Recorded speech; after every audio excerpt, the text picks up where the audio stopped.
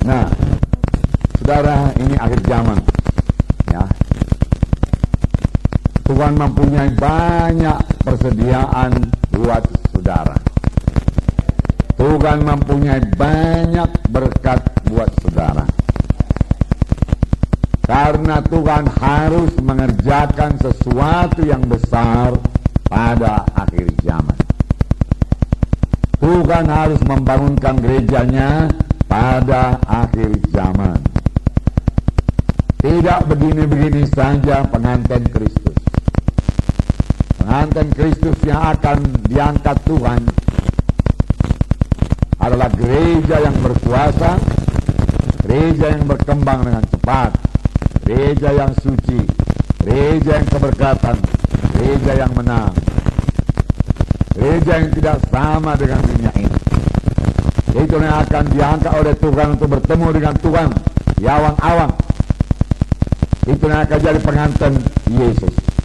Jadi, saudaraku, harus ada banyak perubahan, harus banyak penginjilan, harus banyak pemuritan, harus banyak jiwa-jiwa. Tidaklah begini kecil aja tubuh Kristus. Ditambah dengan gereja-gereja lain pun rasanya masih kurang besar juga. Amin, saudara. Nah, saudara, oleh sebab itu, saudara harus berani. Saudara harus berani. Saudara harus berani. Saudara harus berani. Amin. Berani apa, saudara? Berani berperang. Berani apa? Berani menyatakan kebenaran. Berani apa? Berani berkorban. Berani apa? Oke lah, semua betul lah, saudara.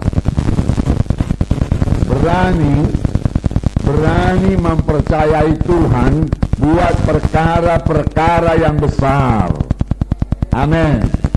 Berani mempercayai Tuhan buat hal-hal yang besar.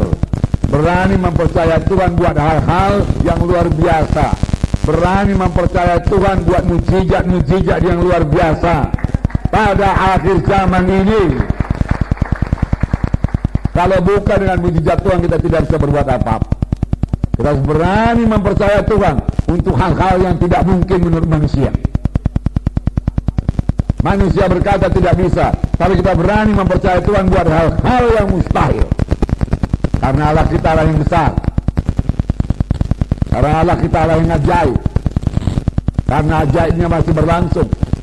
Dan kita harus punya iman buat menerima mujizat Tuhan. Kita harus berani mempercayai Tuhan buat hal-hal yang ajaib, buat hal-hal yang mujizat. Inilah waktunya. Bukan hanya berani mempercayai Tuhan buat hal-hal yang biasa, yang masuk akal kepada manusia ini, saudaraku. Berani mempercayai Tuhan buat hal-hal yang luar biasa. Amin. Karena Allah kita yang luar biasa. Saudara menyanyi, Allahku luar biasa, Allahku luar biasa, Allahku luar biasa. Katakan Yesus terbesar, ya ajaib, ya mujizat. Saudara berani mempercayai mujizat Tuhan. Amin. Untuk mengerjakan pekerjaan Tuhan, untuk membangun sidang Tuhan. Berani mempercayai hal-hal yang ajaib, yang menurut pikiran saudara tidak mungkin. Tapi saudara bersandar kepada Tuhan. Nah, saudara, itulah dia yang ada pada Daud. Di mana semua orang berkata tidak mungkin, dia berkata bisa. Yang mempercayai mujizat Tuhan, mempercayai hal-hal yang besar dari Tuhan, dan Daud berhasil. Tiap hamba-hamba Tuhan yang mau berhasil harus memiliki pikiran yang seperti ini. Amin, saudara. Jangan biasa-biasa saja, saudara. Jangan biasa-biasa saja. Di masa krisis ini, satu kesempatan, saudara. Bukan seharusnya kita menjadi orang yang bertahan. Oke lah, asal jalan saja pun dulu jadilah, namanya lah masa krisis. Orang dunia pun berkata demikian. Bahkan orang dunia lebih lagi. Malah karena orang dunia berkata ini krisis, ini kesempatan. Masa krisis aku menang. Adalah sangat disayangkan kalau ada anak-anak Tuhan sampai berkata ini masa krisis, penginjilan dihentikan, kegiatan dikurangi. Saudaraku, penginjilan dikurangi, pembangunan dikurangi, dan lain sebagainya. Pekerjaan Tuhan dikurangi dan lain sebagainya. Tidak. Tuhan punya strategi pada masa krisis. Amin. Tuhan membuka jalan kalau kita punya iman. Sangat disayangkan kalau ada anak-anak Tuhan, apalagi hamba Tuhan, menjadi bingung pada saat ini, menjadi kekurangan pada saat ini. Nggak bisa kekurangan. Saya katakan pada saudara, nggak bisa. Ada masa krisis. Di saat itu kita keberkatan. Saudaraku, pada bangsa Israel berkali-kali terjadi zaman krisis, tapi kemudian mereka mempercayai mujizat Tuhan. Pada zaman Elia terjadi krisis, kelaparan, saudara. Tetapi pada waktu itu mujizat Tuhan berlaku pada Elia. Elia berani mempercayai hal-hal yang ajaib. Elia berani mempercayai Tuhan untuk hal-hal yang tidak mungkin menurut pikiran manusia. Bukan hanya Elia, janda Sarfat itu mempercayai hal-hal yang tidak mungkin. Karena Elia berkata kepada janda Sarfat itu, berilah aku dulu roti, lalu tepungmu tidak habis-habis, minyak tidak habis-habis. Saudara, dan janda itu percaya. Janda itu mengambil tepungnya, dia mengolahnya, dia mengaduknya, dia menuang minyaknya habis, dia mengambil tepungnya habis, sudah habis betul-betul. Lalu dia goreng beraku dan dia berikan kepada Elia. Sebab demikianlah firman Tuhan. Pegangannya apa? Demikianlah firman Tuhan, supaya mujizat terjadi. Demikianlah aku perbuat supaya mujizat terjadi. Mujizat Tuhan sudah tersedia bagi saudara. Amin. Mujizat Tuhan tersedia bagi saudara. Tapi ikuti cara Tuhan, kenal jalan Tuhan, supaya mujizat bisa terjadi, saudaraku. Kalau enggak kenal jalan Tuhan, mujizat tidak datang, berkat tidak datang. Saudaraku, lalu dia berikan saudaraku pada Elia. Elia memakan roti itu. Lalu dia berkata, buatlah kepada anakmu, buatlah kepada engkau sendiri. Lalu dia lihat tepung masih ada, minyak masih ada. Mujizat Tuhan sudah berlangsung. Amin. Mujizat Tuhan masih berlangsung. Amin. Mujizat Tuhan masih berlangsung sampai sekarang. Untuk apa itu tuliskan? Ya, udah lewat ceritanya kan. Lebih daripada 4.000 tahun yang lalu, tak berapa ribu tahun yang lalu ini tuliskan. Untuk apa? Dan kita berani mempercayai hal-hal yang ajaib dari Tuhan. Bukan biasa-biasa saja. Percaya kepada hal-hal yang ajaib. Tetapi jangan lupa untuk itu saudara juga perlu membuat apa? Membuat apa, saudara pikir? Membuat apa? Ingat aja janda itu, apa dia buat? Kepada Tuhan lebih dahulu. Ada orang beri kepada Tuhan lebih dahulu, enggak juga terjadi mujizat Tuhan. Tindakan yang berani, hampir betul.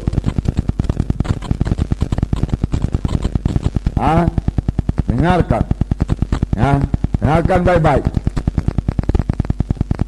Saudara perlu membuat terobosan iman. Terobosan iman, gak biasa-biasa saja. Kan luar biasa itu perbuatan janda itu. Memberi semua yang ada padanya. Terobosan iman. Kalau biasa-biasa saya kasih tahu kepada saudara, hasilnya pun biasa-biasa. Orang yang menabur sedikit, hasilnya sedikit. Orang yang menabur banyak, hasilnya banyak. Orang yang menabur luar biasa, hasilnya luar biasa. Amin. Jalan Tuhan ya dan amin. Ya. Tidak banyak orang menerima mujizat luar biasa karena tidak banyak punya iman seperti janda Sarfat.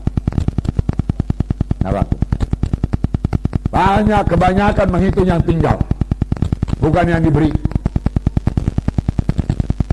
Dia sisakan sebanyak-banyaknya tinggal bagi dirinya. Safety first. Pokoknya save. Janda ini tidak begitu, kan? Anda pikirkan dirinya pun. Pegangannya apa? Sebab demikianlah firman Tuhan, tepung tidak habis-habis, minyak tidak habis-habis. Itu aja pegangan, tidak ada yang lain. Tidak ada bukti. Dia ambil tepungnya habis. Dia tuang minyaknya habis. Masih dia berikan juga sama Elia. Setan bicara, bodoh kali kau. Banyak orang menipu pada zaman kelaparan. Jangan bodohlah kawan, dia kata. Pakai otak, pakai logika. Ya, pakai logika, dia kata. Masa bisa itu? Udah dikasih kok bisa datang lagi? Gimana belum pernah kejadian seperti itu? Ya. Karena orang yang berkata demikian lupa dia bahwa Tuhan memberi makan bangsa Israel 40 tahun lamanya dengan mana kepada 3 juta orang tiap hari, saudara. Tuhan kita Tuhan yang besar. Tidak ada kesulitan buat Tuhan memberi makan 3 juta orang. Apalagi memberi makan satu janda dengan anaknya, tanda Elia. Tidak ada persoalan sama Tuhan. Cuma di mana iman. Kembalilah kepada firman Tuhan sekarang. Firman Tuhan berisi mujizat Tuhan. Saudara berpikir dalam alam mujizat, alam ajaib, alam mujizat. Jangan berhitung kalkulasi manusia. Tak pernah dapat nanti saudara. Percayai Tuhan kita ajaib. Nah, saudaraku,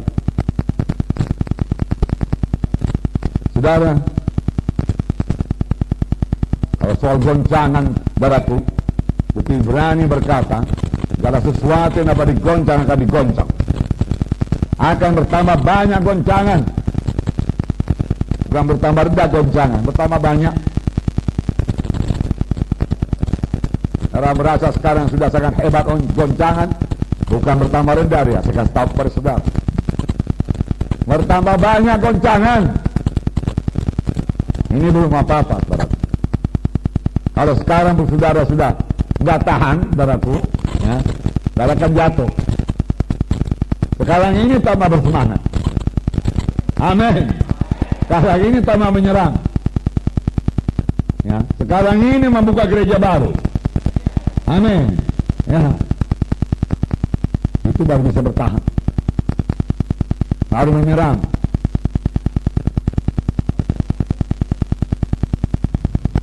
Ibrani 12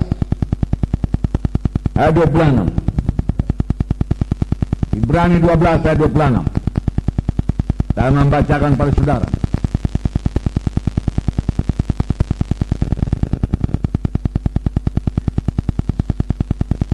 Ayat 26. Waktu itu suaranya menggoncangkan bumi, tetapi sekarang ia memberikan janji, satu kali lagi aku akan menggoncangkan bukan hanya bumi saja, melainkan langit juga. Ungkapan satu kali lagi menunjuk kepada perubahan pada apa yang dapat digoncangkan, karena ia dijadikan supaya tinggal tetap apa yang tidak tergoncangkan. Supaya tinggal tetap apa yang tidak tergoncangkan. Apa yang tidak goncang, saudaraku, sekarang ini? Firman Tuhan. Gereja pun digoncang. Baca dari koran. Ini semua digoncangkan Tuhan, supaya tinggal nanti yang tidak bisa digoncangkan. Untuk saringan Saudara, jadi ini merupakan kesempatan. Katakan kepada saudara, ini merupakan kesempatan. Orang yang sudah digoncang itu perlu pegangan. Saudara, orang yang digoncang dukun santet itu perlu pegangan. Ketakutan dia itu, ketakutan. Saudara, cerita firman Tuhan kepadanya dalam urapan Roh Kudus, saudara. Roh Kudus juga bekerja membawa dia kepada keselamatan. Tapi jangan lupa urapan Roh Kudusnya. Jangan lupa urapan Roh Kudusnya. Amin. Dari mana saudara urapan Roh Kudus? Persekutuan. Dari persekutuan. Dari persekutuan dengan Tuhan yang intim. Tanpa persekutuan yang intim dengan Tuhan, gak ada urapan.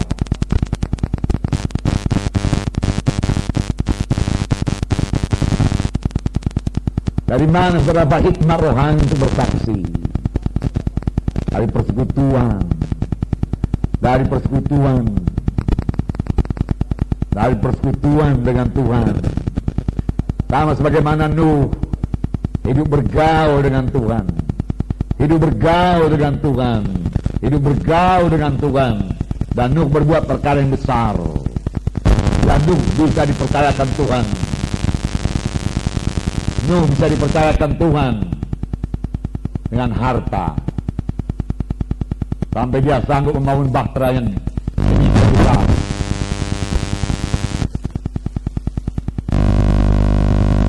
Tentunya banyak dananya itu ya. Banyak ya. Banyak apa enggak? 100 tahun keluar dana terus menerus. Berapa perlu? Beli kayu, beli ini. Perlu bikin ini, beli. Luar biasa bukan?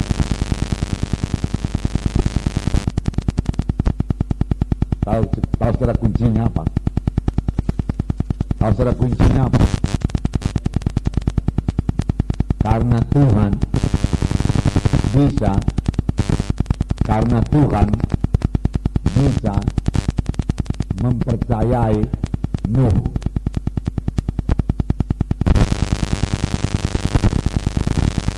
Tuhan kasih dompetnya buat Nuh.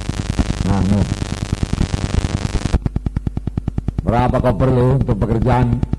Ku ambil.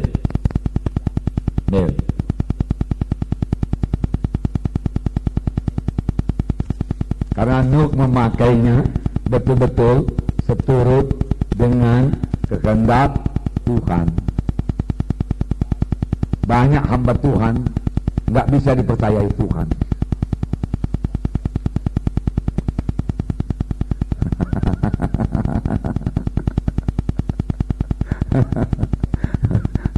Sanksi Tuhan, saudaraku.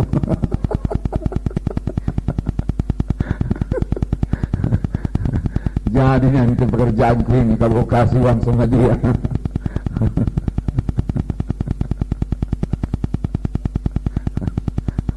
Makanya Tuhan tunggu matang dulu, benar-benar bisa dipercaya dulu. Sudah, seperti saya katakan dari mula firman Tuhan ini, berkat Tuhan harus luar biasa pada akhir zaman. Yang saya maksud berkat Tuhan luar biasa pada akhir zaman bukan cuma berkat materi, termasuk berkat badan, berkat kesehatan juga luar biasa pada akhir zaman. Termasuk berkat rohani juga luar biasa pada akhir zaman. Hikmat juga luar biasa pada akhir zaman. Urapan juga luar biasa pada akhir zaman.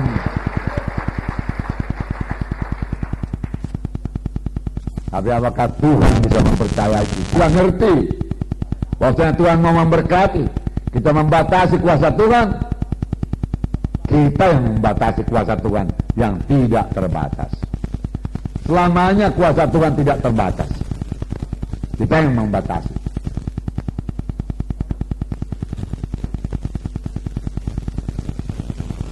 Saya memberitahu kepada saudara, kebaktian di Kisaran sangat berkemenangan.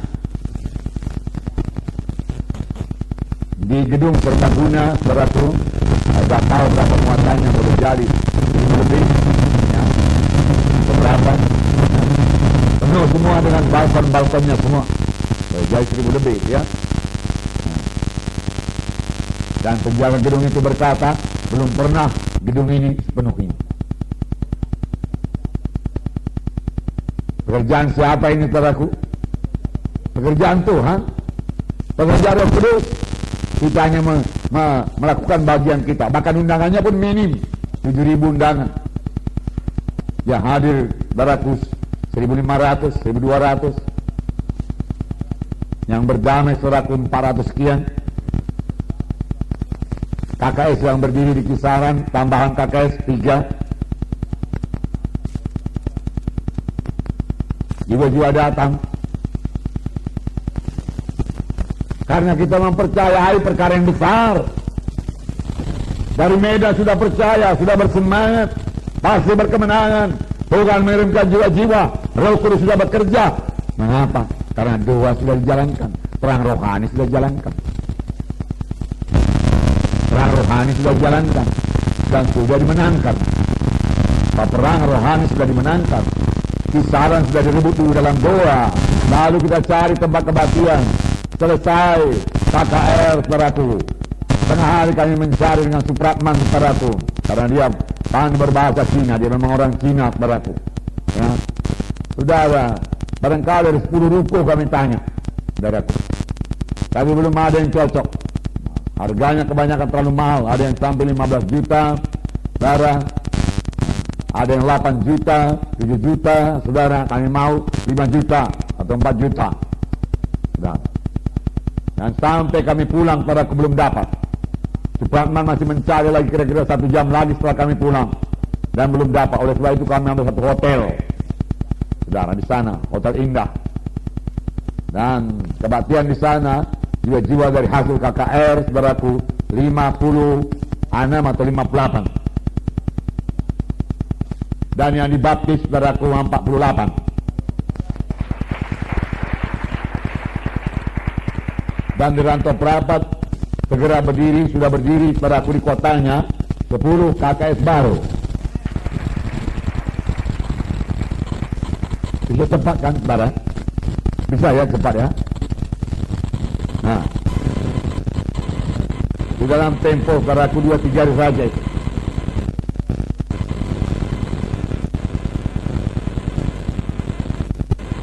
Saya yakin dalam tempo 2 bulan sudah 100 jiwa itu. Kenapa payah kali mencapai 100? Tuhan yang besar. Rantau Perapat itu juga daerah Muslim itu, saudaraku.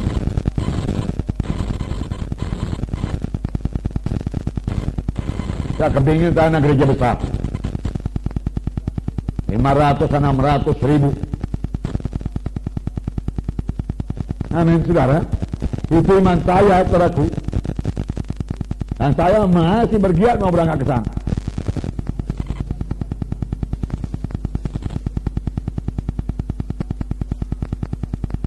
Kisaran, saudaraku, hanya tambah 3 KKS. Padahal lebih banyak juga berdamai di Kisaran. Seharusnya di Kisaran juga diadakan baptisan. Kurang cepat. Kurang menangkap maksud Tuhan. Ini akhir zaman, saudaraku. Nggak bisa mengerjakan Tuhan, pekerjaan Tuhan biasa. Minggu ke minggu biasa. Minggu ke minggu biasa. Dari ketinggalan, nanti ketinggalan. Jangan berpuas dengan jiwa, saudaraku. Saudara yang saudara di desa, saudaraku. Di desa pun, saudaraku, minimum maunya 100 lah, saudaraku. Kalau ibu katakan kecamatan, saudaraku, lebih 100, saudaraku. Kalau ibu kota, kabupaten, saudaraku, ya tentunya, saudaraku, di atas 300 lah, saudaraku.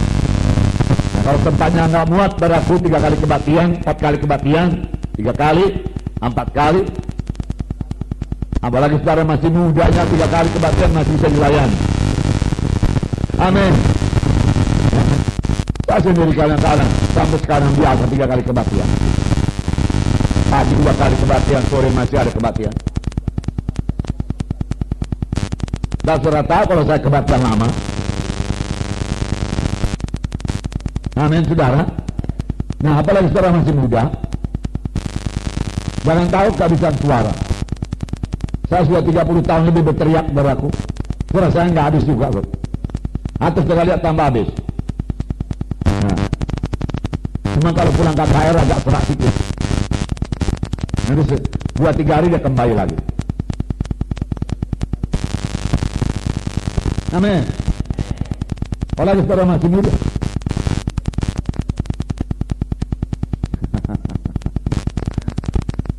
Bisa. Amin. Segala sesuatu yang dapat digoncang akan digoncang. Digoncang. Entahkah Tuhan yang menggoncang atau Tuhan mengizinkan setan menggoncang, saudaraku, supaya tinggal yang tidak tergoncangkan. Gereja adalah tubuh Kristus. Amin. Saling telah menolong, saling menopang, yang kuat menolong yang lemah. Tubuh Kristus.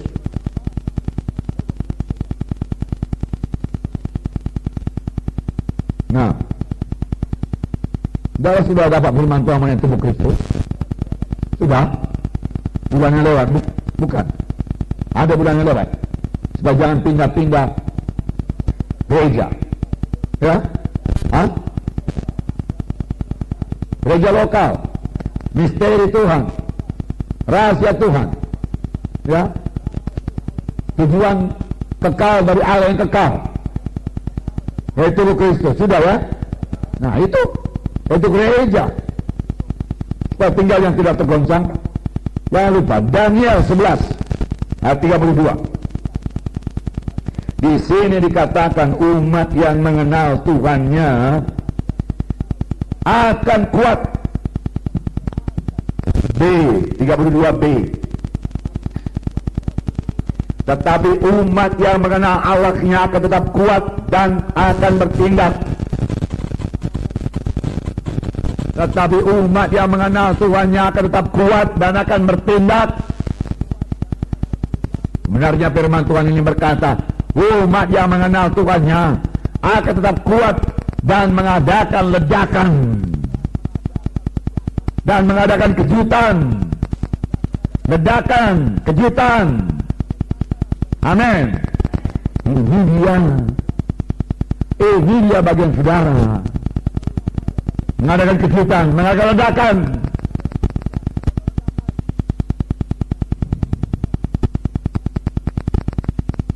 Nah,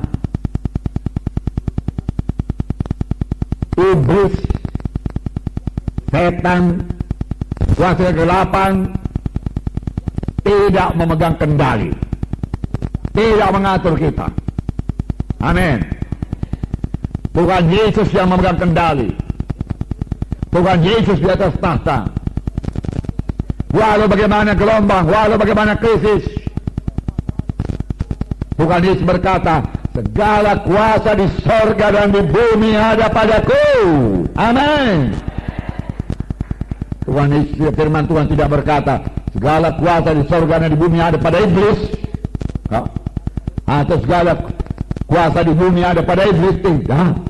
Segala kuasa di sorga dan di bumi ada padaku, Tuhan Yesus berkata. Karena itu pergilah kamu, pergilah kamu, pergilah kamu. Aku menyertai kamu. Aku menyertai kamu. Kalau kita pergi, Tuhan menyertai. Kalau kita pergi, Tuhan menyertai.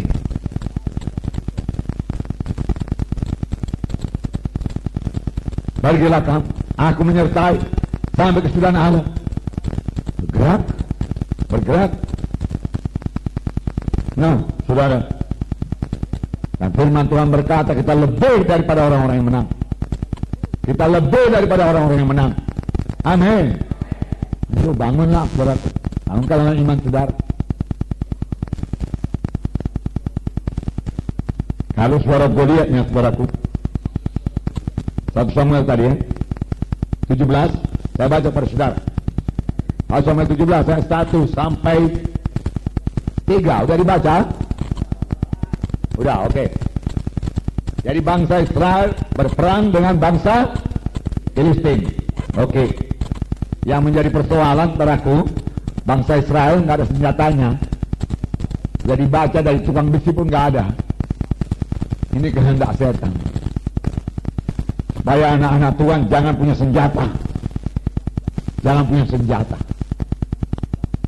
Bisanya seorang hamba Tuhan atau seorang anak Tuhan sampai ke sorga, tetapi hidupnya jatuh bangun, pelayanannya jatuh bangun, bisa juga sampai ke sorga sebagai menerusi api. Tetapi saya nggak mau demikian. Saya mau bergerak dari kemenangan kepada kemenangan. Amin. Ya, jangan tanpa senjata. Saudaraku, sebagai prajurit, saudaraku harus punya senjata. Amin. Punya senjata.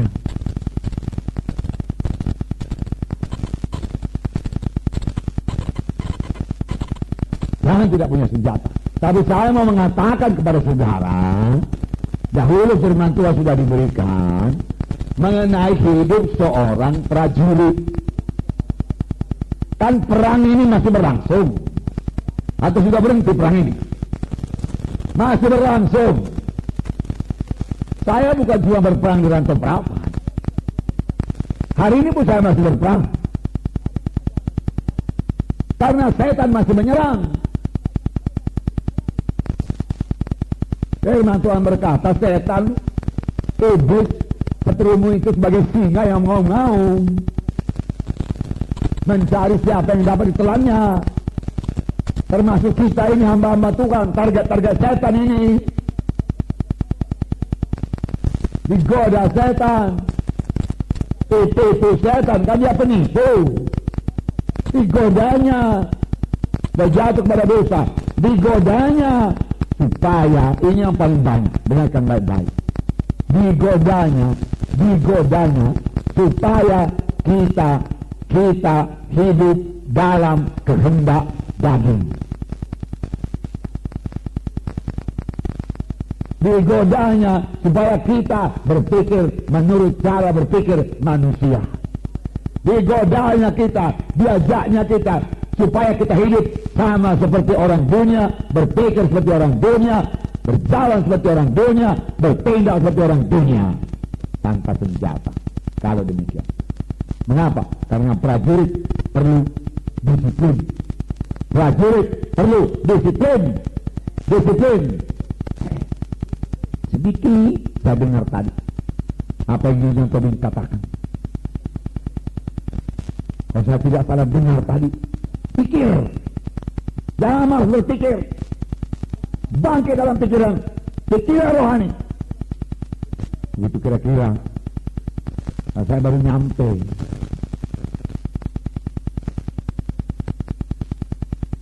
Saudaraku, pikir, jangan melantur dia ke dunia, melayang dia ke dunia. Disiplin. Prajurit yang nggak disiplin nggak bisa dipakai. Secara dunia pun nggak bisa dipakai. Bukankah Rasul Paulus menggambarkan anak Tuhan sebagai seorang prajurit, olahragawan, petani? Ya. Apalagi hamba Tuhan, pelayan Tuhan. Saudara harus memiliki hidup yang berdisiplin. Tanpa disiplin, barang nggak memiliki senjata rohani.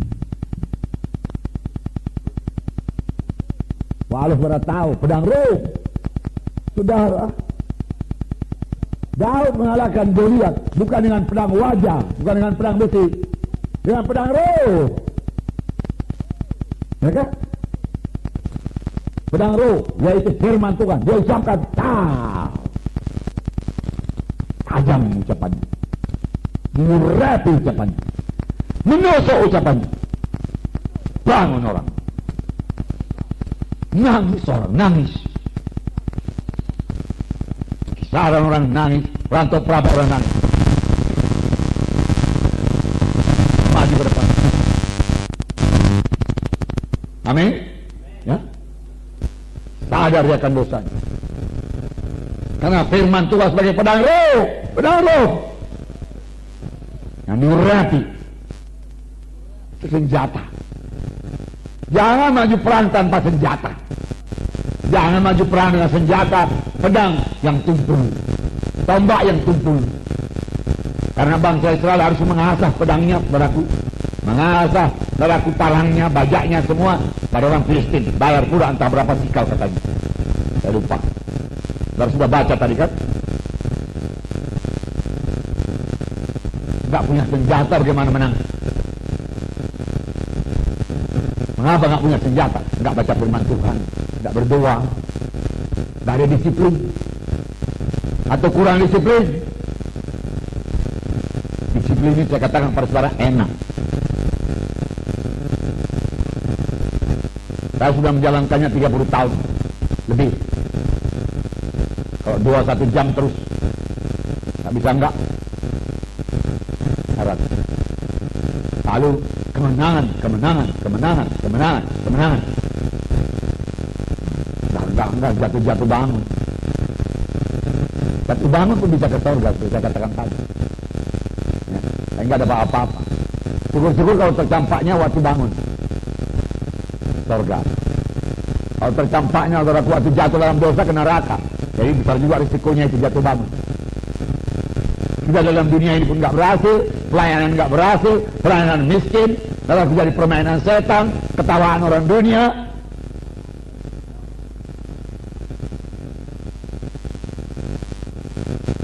Kita ingin perang dunia, saudara, amin. Ya, kita yang mempengaruhi dunia.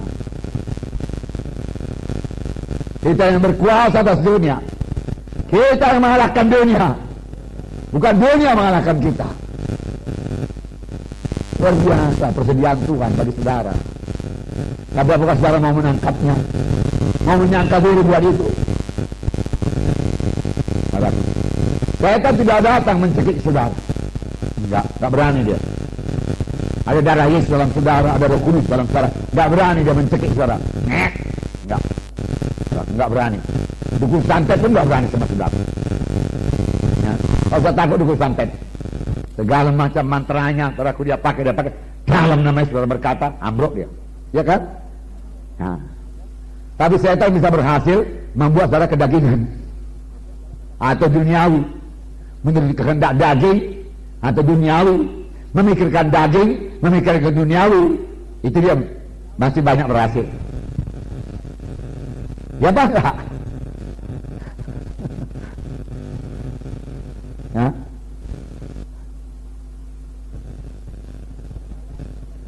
Nggak mempercayai kuasa Tuhan, nggak mempercayai mujizat Tuhan.